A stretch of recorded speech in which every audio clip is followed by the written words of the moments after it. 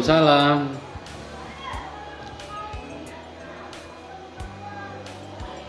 Pak, izin bertanya, Pak bisa menjelaskan mengenai sejarah lisan? Oh ya, mari kita duduk situ.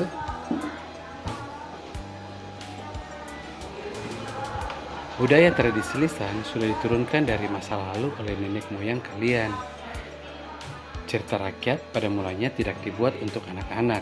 Namun, pada abad ke-19, cerita rakyat dibuat untuk digunakan sebagai bahan pendidikan bagi anak-anak.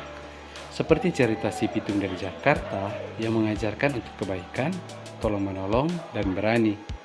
Cerita rakyat yang turun-temurun sudah disesuaikan untuk pembaca dan pendengar.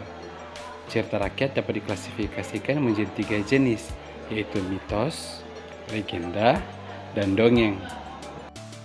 Jejak-jejak masa lampau sebagai sumber sejarah digolongkan dalam 3 jenis, yaitu sumber tertulis, sumber lisan, dan sumber benda.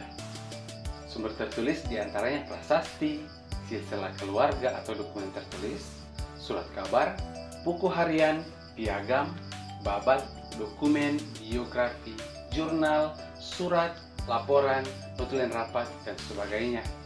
Sebagai sumber benda dalam sejarah, yaitu monumen atau piramid, masjid, candi, makam, gereja, patung, lukisan. Ada juga ornamen seperti relief dan gambar-gambar, dan grafis atau peta, perencanaan kota, sketsa topografis, sidik jari, tabel statistik, dan lain-lain.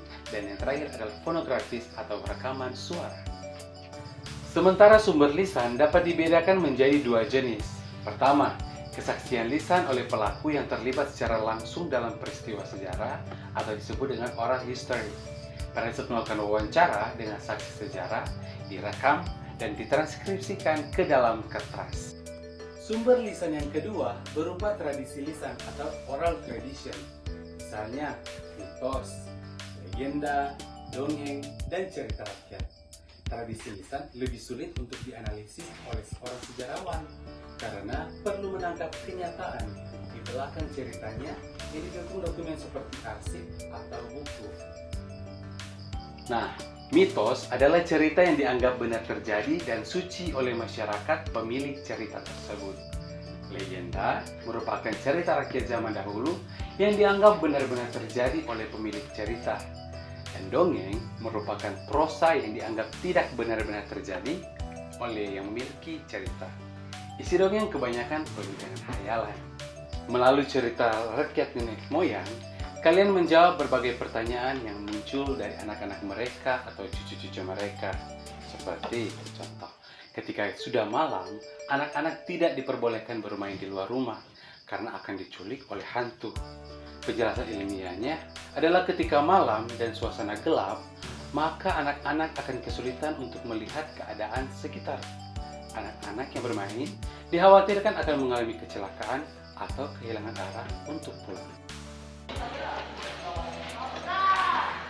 Pak, apakah cerita rakyat mempunyai ciri-ciri? Tentu saja, cerita rakyat itu ada ciri-cirinya, yaitu 1. Penyebaran dan pelestariannya dilakukan dengan tradisi lisan, yaitu melalui penuturan dari orang-orang lain. 2. Bersifat tradisional dan disebarkan antar generasi dalam waktu yang cukup lama. 3.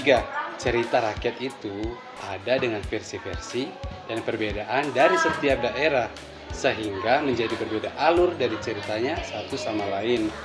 4. Penciptanya tidak diketahui. 5. Menjadi milik bersama. 6. Mempunyai kegunaan dalam kehidupan. Dan yang terakhir, mempunyai logika sendiri yang... Nah, cerita rakyat memiliki banyak nilai-nilai luhur yang berkaitan dengan nilai-nilai budi pekerti, seperti keimanan, jujur, adil, bekerja keras, rendah hati, bekerja sama, keberanian, rela berkorban, tolong-menolong, kerukunan, dan sebagainya. Bagaimana? Kalian sudah mengerti yang dijelaskan tadi?